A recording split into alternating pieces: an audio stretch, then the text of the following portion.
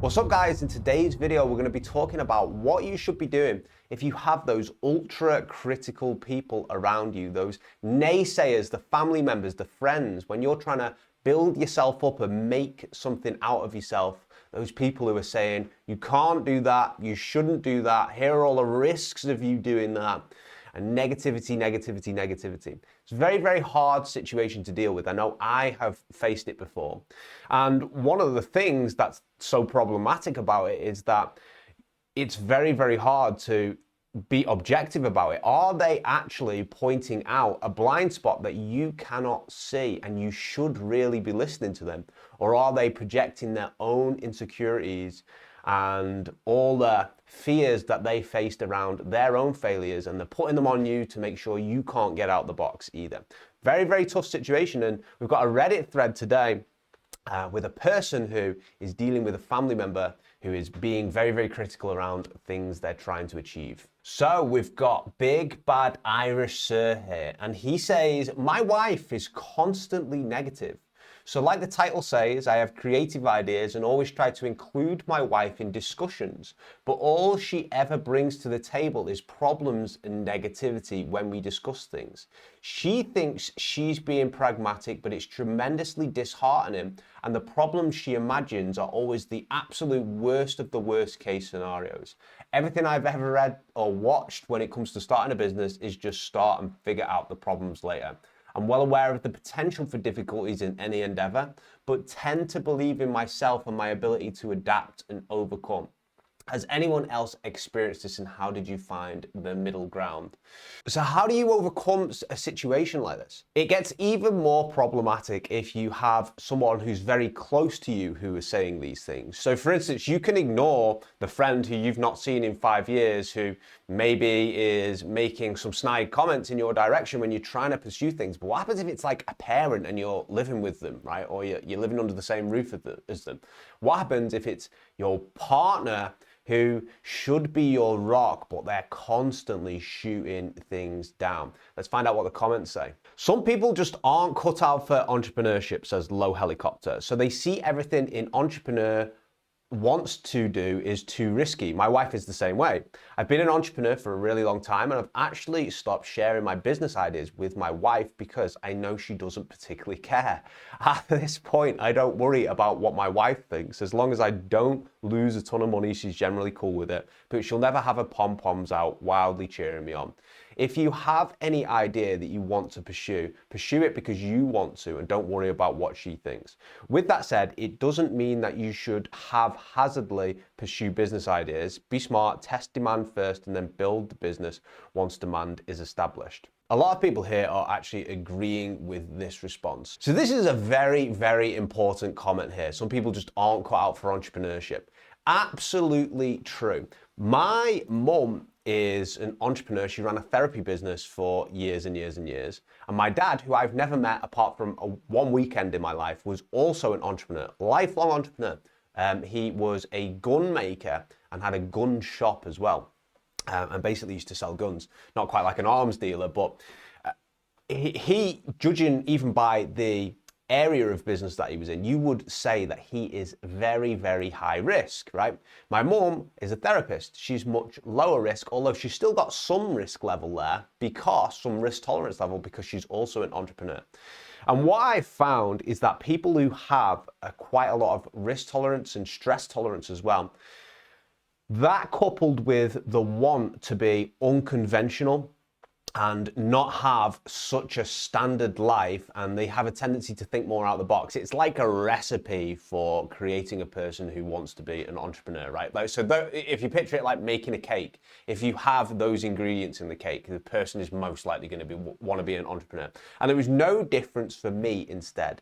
And so going out on your own, it's way tougher than you would think it is, because you've now got to hunt, right? It's almost like a free roam game, you know, picture like GTA or something. It's a free roam game, except you don't have missions to do. You just create your own missions. You just go out there and you try and make some income. And there's a million different decisions you can make. Some of those decisions are going to be successful. Some of those decisions are not going to be successful. And you're not going to get quick feedback from what you're doing is wrong. So if you're working in an office under a boss, or just working in any type of environment where you have a boss, your boss tells you what to do. They tell you the standard processes that need to happen for you to be able to, make it through your working day and complete your job successfully, right? And if you do something wrong, they tell you that you've done something wrong pretty quickly. You get that feedback loop. But in business, the feedback loop doesn't happen for a long time until you've been working for 6 months and realized that you haven't earned any money yet, right? Or you haven't landed any clients. And then not only this, sometimes the feedback loop is ambiguous. So maybe you are doing the right things, but you just haven't been long enough, or you haven't done enough of the right things to actually get the good feedback. And this is effectively the life of an entrepreneur. And a lot of people don't quite realize that until they try to do their own thing. And they realize that there's a lot of risks, there's a lot of stress as well. Some people are built for it, some people are not built for it. And that's fine that not everyone wants to do this. There's certain people who like very structured environments, being told what to do and having like the day laid out in a linear fashion. And there's some other people out there who don't. And then if you've got two of these people together in a relationship, it can be like a bit of conflict because it's very hard to understand each other's point of view. We got Project Are You For Real here, who says, same, but my wife leaves me alone now as long as I bring in the money, which at the end of the day is one of the most important things for business. I had this client once, really cool guy, but he was telling me about the same thing which we're seeing in this thread here. He was saying that he had been trying to start a business for a while, and his wife basically wasn't really taking him very seriously at all. And he was working a full-time job. He was also trying to build up a business on the side. She actually didn't work, but she did look after the children. But she would expect him to cook for the children, to clean up for the children and everything like this, which is fair if you were to consider that his plate wasn't already so full. And so I said, it seems like she's not really on board with the idea of you trying to build up a business. And he turned around to me and he was like, and I'll never forget it, right? He was like, she will take me seriously when she sees the money. And I thought, isn't that true? When there's some sort of legitimate payoff for all the hard work, suddenly people are on board with that. But as well, as an entrepreneur, as a business owner, it is your job not only to lead in that aspect of your life, but it's also your job to sell other people. And what I actually got that client to do was to go to his wife and say to her, like, look, I need more time to build this business. And at the moment, step by step, this is the time I haven't got because you're demanding all these things of me. You're telling me to take the children to school when you can drive as well, and you're looking after them through the day. I'm working the job, I'm taking them to school, I'm then helping out with their meals as well, I'm then getting them to bed at night, but before that I'm trying to build a business. I have no free time for myself. And I says, you have to go and approach your wife and say, hey, listen, this isn't an effort of me and it's an effort of you. Instead, it's an effort of, we're a team. And when I win, that means you win as well.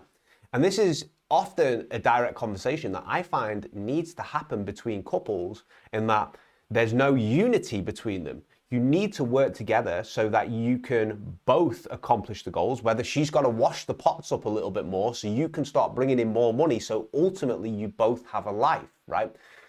Everyone has their own roles depending on their personality within the relationship, right? And there's not really an awful lot wrong with a person who's maybe, criticizing you or telling you that you can't actually do something, or these are the things to watch out with. There's no problem with that as long as they support you in other ways. And that is a conversation I find that is often missing because people don't like to speak to each other and communicate what's really going wrong if they do that. But if they do have that conversation and can be honest and open with each other, things get a lot better. And he went and spoke to her exactly how I said, and she was on board after that. And guess what? He started getting results because he was less stressed as well. They aren't supportive because if you lost a bunch of money for little to no return, who in their right mind wouldn't be mad? Are you the wife? Life Dever is undercover wife at the moment. Yep, there we go. You mean like there is a chance for a company to lose money? Truly a revolutionary thought. Totally makes sense for all partners of companies to be negative and not supportive at all times. 100%, yeah. Deleted, who has covered their own identity, says, I think the point is simply that they can't act as a married person with possibly kids versus a single person when building a business. That might be your objective or dream, but you can't expect your spouse to allow you to pursue that and for them to support you without also balancing other concerns. It's a relevant point. People do need to have a voice in the relationship. Both parties need to have a voice in the relationship.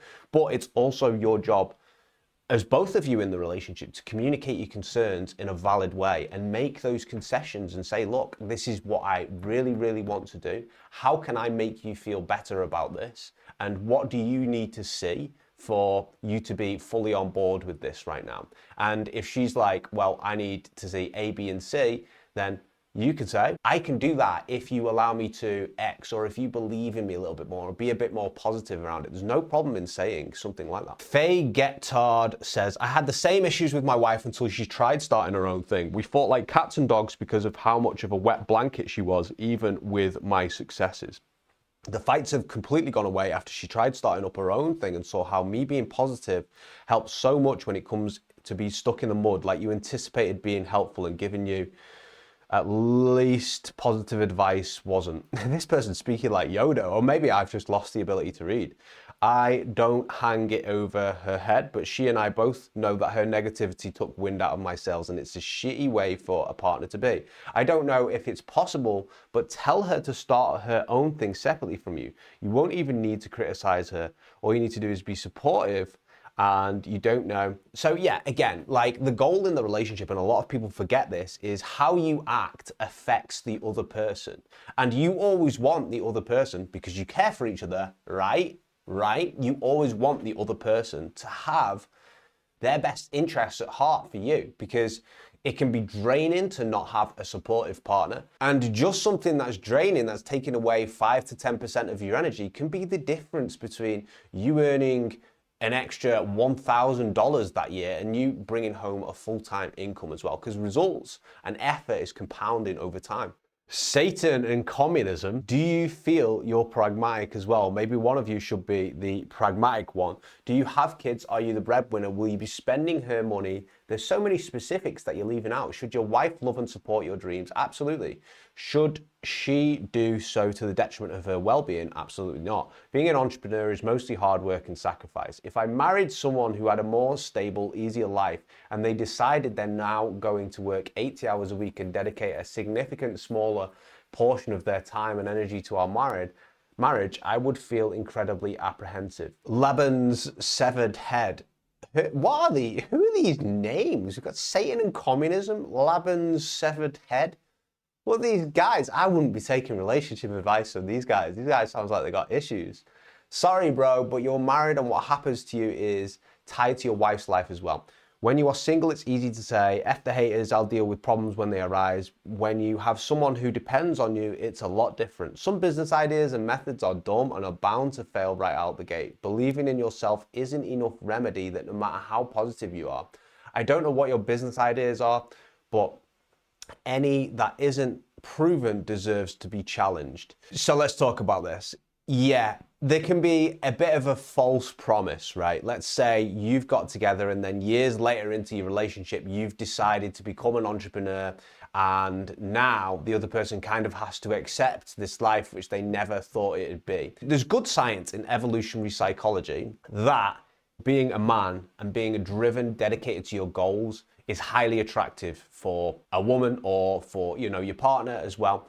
And one of the main reasons for breakups and a woman losing attraction for a man is they are suddenly not that ambitious anymore. They're not that driven. They, you know, just kind of couch potato themselves in front of the TV, and now they're not trying to make anything of themselves.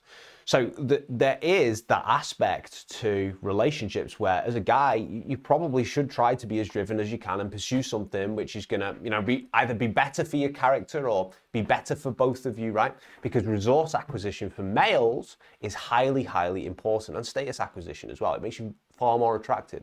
With that said though, if now you're completely abandoning your partner, right, and they're feeling like they're actually not that important to you at all. This is where guys kind of get it confused. They're like, just focus on you, brother, focus on what you need to do. And you know, the woman or the partner, she will end up really loving you. But a part of a relationship is you being considerate to the other person's feelings as well, and actually spending a little bit of time on them. A completely abandoned partner is not going to be a partner for very long, to be honest with you, because they suddenly feel like they're not that important anymore. And that is a tough one to, kind of look to, right? So I work an awful lot, particularly I don't work as many hours as I did a few years ago. I had to communicate with my fiance and say, listen, these are some things which need to happen, but any time which I'm not working on that, you get priority over that time, right? We can spend that time together, and whether you want to go and we go out somewhere or whatever, or even integrate it into my life. And for a while, she did content with me, and we had a joke and a laugh. And when we go and work out, we go and work out together if it's at the weekends, right?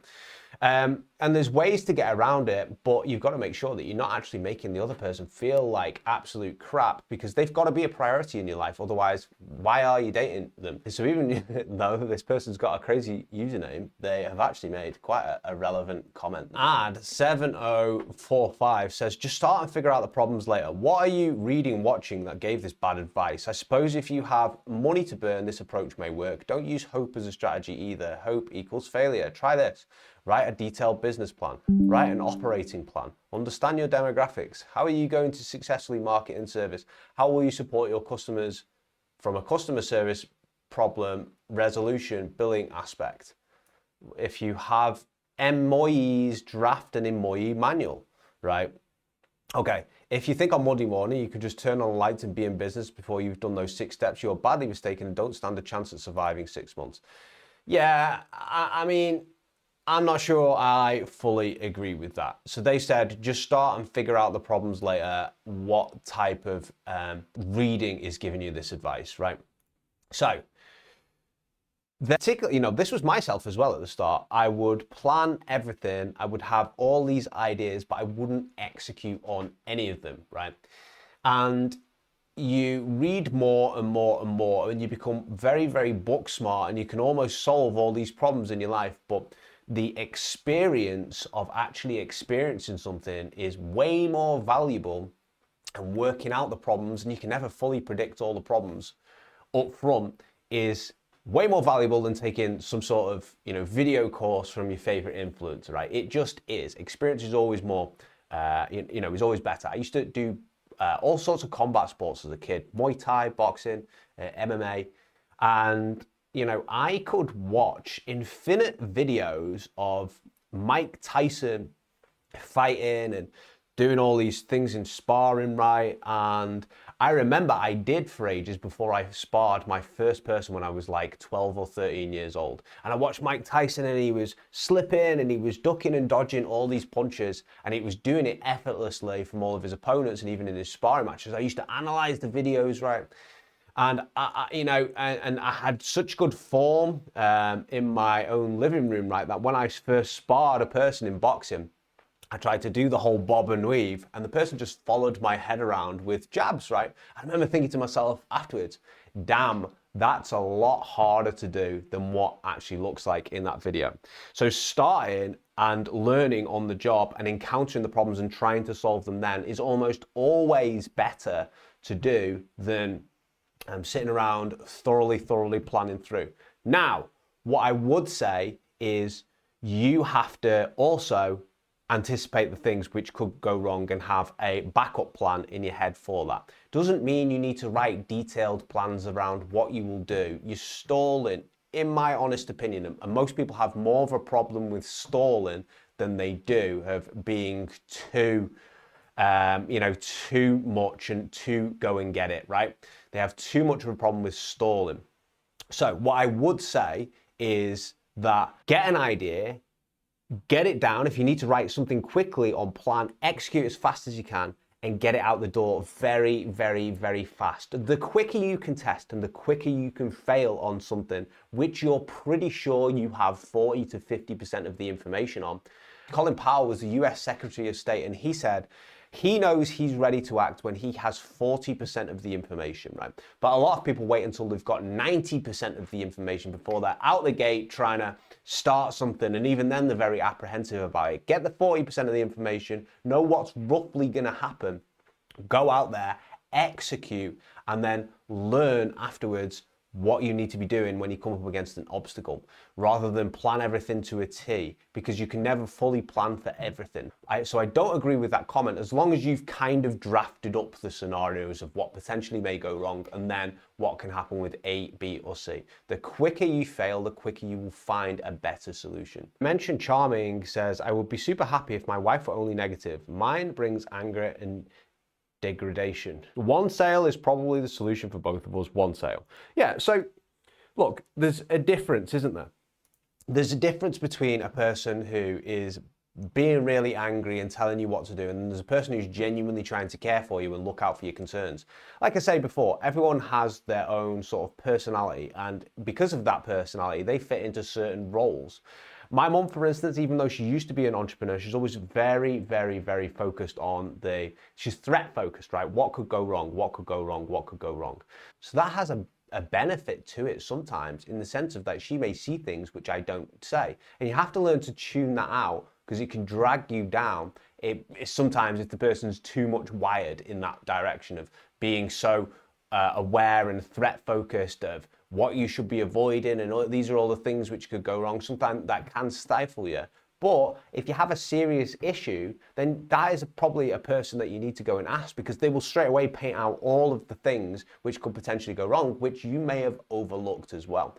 If a person is super, super angry, there's something else, going on there a little bit.